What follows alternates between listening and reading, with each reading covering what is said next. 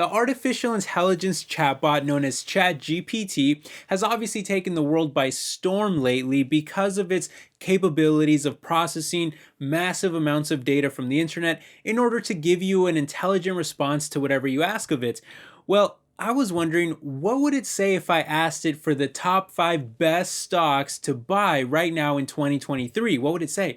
Because obviously it's not going to give me that answer, right? Like ChatGPT has to be politically correct. It's not going to want to give opinions on things, especially money related topics that everyone is always so afraid to give any kind of financial advice on. But you know what, guys? To my surprise, I was actually able to get it to answer that question, which is kind of crazy. And in today's video, I want to show you exactly how I got it to answer that question, and more importantly, what 5 stocks it suggested. And I'm going to give you my own opinion on each of those stocks too. And in typical all is world fashion, I'll even rank them from best to worst based on my own opinion as well. So it's going to be a really fun video. Let's go ahead and just start with how I got it to answer that question. But if you want to skip around to any other part of the video, as always, I'll leave you chapters down in the time bar in case you want to skip around. But let's not waste any more time. Let's jump straight into it. Okay, so here's what I did. So first, I asked the chatbot, what are the best stocks to buy in 2023? To which it gave me this huge response, basically saying that it's not really allowed to predict which stocks will perform the best, and that it's not even capable of predicting something like that with absolute certainty, which is obviously the case for all of us too. Like, none of us are fortune tellers. We just do our best with whatever research we do to make any kind of guess or prediction.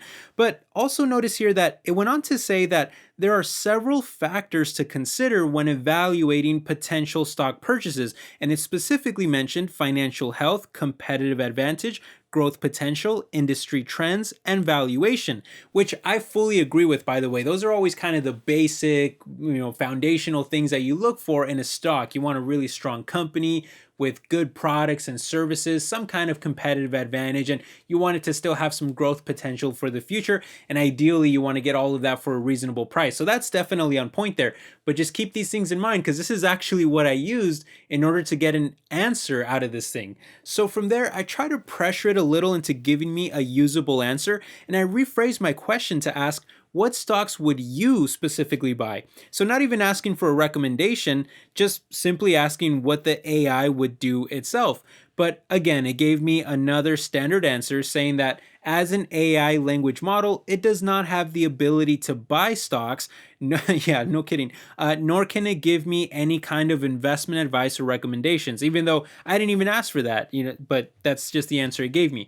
So then I try to push it a little more and I asked, if you were forced to buy 5 stocks, which ones would you buy? But again, the AI chatbot refused to answer and simply said that it is not capable of feeling forced into buying stocks. And again, it cannot give me any kind of investment advice.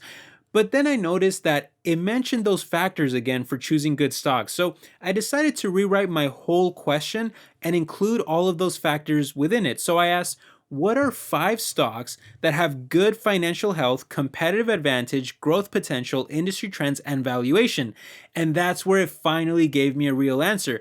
It did again say that it cannot give me any kind of advice or recommendations, but it at least gave me 5 examples of stocks that exhibit these qualities and therefore basically giving me the complete answer that I was looking for. So let's run through these. And the first stock here that it mentioned was number 1. It was Google, ticker symbol GOOGL, which it stated Google is a leading technology company with a strong competitive advantage in the search and advertising industry. Its financials have been strong with consistent revenue growth, and the company has been expanding into new areas such as cloud computing and autonomous driving, which aligns with industry trends towards artificial intelligence and cloud computing. The company's valuation is considered attractive to its peers in the technology industry. Well, I completely agree. In fact, I've been saying for a long time now that Google is arguably the most attractive all-around stock in the entire market, and I agree with everything that ChatGPT said here. It checks all the boxes.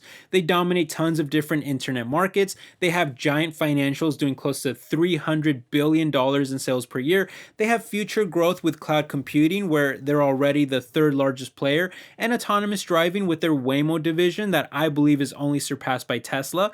And they even have their own AI chatbot as well with Bard, which Unsurprisingly, ChatGPT didn't bother to mention here for obvious reasons, but these are all, of course, industry trends, and best of all, you're talking about a ridiculously cheap valuation with the stock price that is still down over 30% from the top and trading for a PEG ratio that is more than 27% cheaper than the sector. So I easily rank Google at number one because they are a fantastic stock, and I completely agree with GPT here on everything that it said.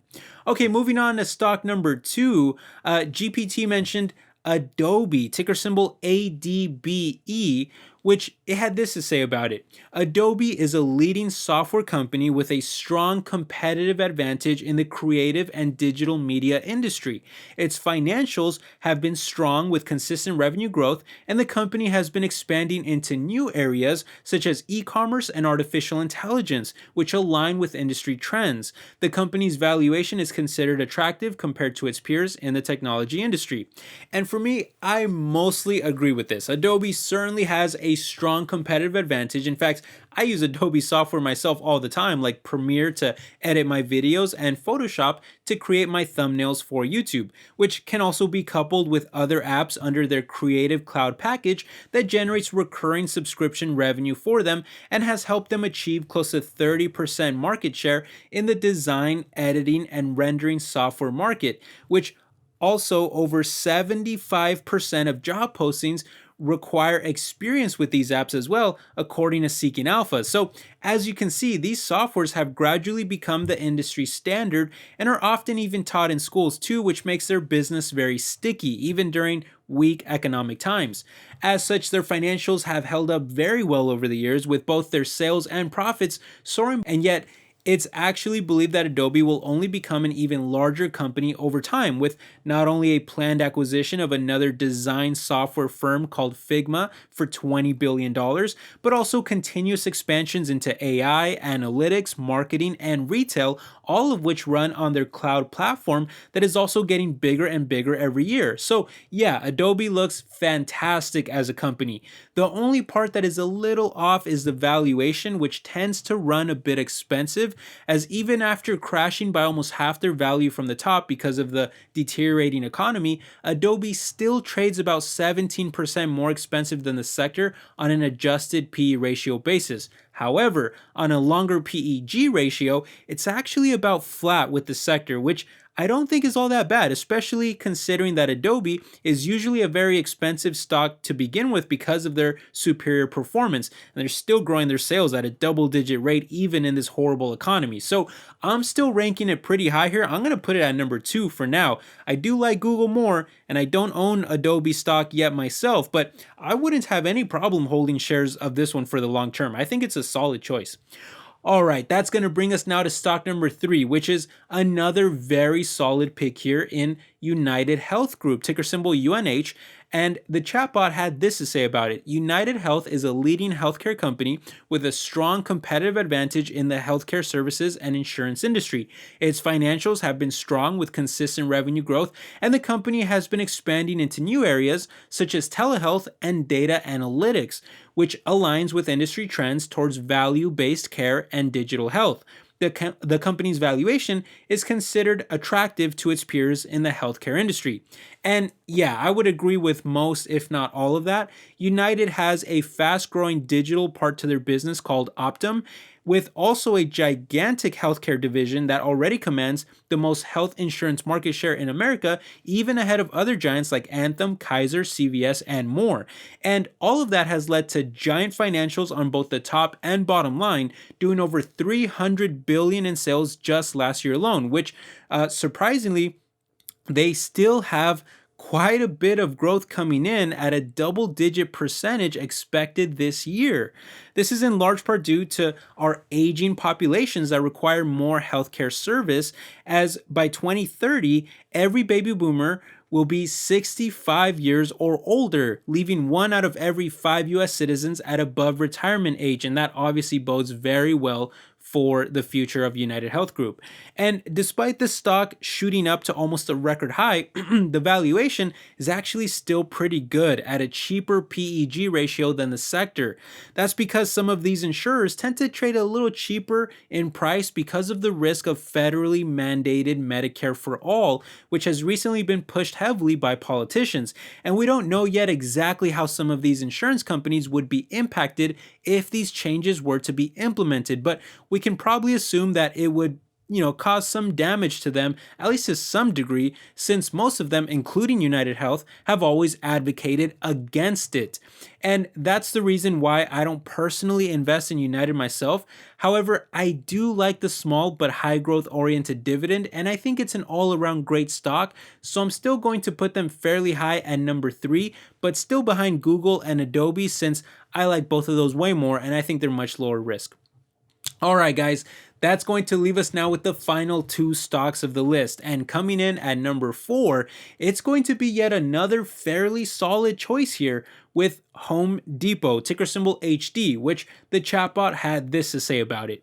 Home Depot is a leading home improvement retailer with a strong competitive advantage in the home improvement industry. Its financials have been strong with consistent revenue growth, and the company has been expanding into new areas such as home automation and installation services, which aligns with industry trends towards smart homes and connected devices. The company's valuation is considered attractive compared to its peers in the retail industry. And again, this is another stock here that I mostly agree with. They do have a giant retail business that has really done a great job of also expanding into online sales, already becoming the 5th largest online retailer in America, which is pretty freaking impressive considering how many of their products are very large or even need to be like customized in some way at their physical stores, before purchasing. But just like GPT mentioned, they've also expanded into home installation services for virtually anything you can think of, including, of course, smart home services too. And the result is that Home Depot has an incredibly resilient business that many times can still perform pretty well even during economic downturns, with huge growth during the pandemic, despite not even being a tech company, which saw their revenue skyrocket from around 110 billion up to almost 160 billion last year. Granted, growth is slowing down now to about flat this year and then just 3% growth next year, which is the main issue I have with them, as they can be a very low growth kind of company at times. But to be honest, a correction here after all that growth should probably be expected, and the main reason to own it anyway is for the fantastic growth-oriented dividend that yields about 3% with a low payout ratio, a pretty high growth rate of over 16%, and a double-digit growth history. Unfortunately though, the stock valuation is not that great, as even after falling by over 30%, they still trade about 30% more expensive than the sector. So overall, probably the least attractive stock that I've seen on here so far, and while it's not a horrible pick, I just think that it's clearly the worst one, and there's definitely better stocks out there for sure. So I'll put them in last place for now at number 4 because of the weak growth and the poor valuation. All right, guys, finally coming in at number 5, the final stock of the list, it's going to be General Motors, ticker symbol GM. Which the chatbot had this to say about it. GM is a leading automotive company with a strong competitive advantage in the electric vehicle and autonomous driving industry. Its financials have been strong with consistent revenue growth, and the company has been expanding into new areas such as connected cars and EV battery technology, which aligns with industry trends towards sustainable transportation and autonomous vehicles. The company's valuation is considered attractive compared to its peers in the automotive industry.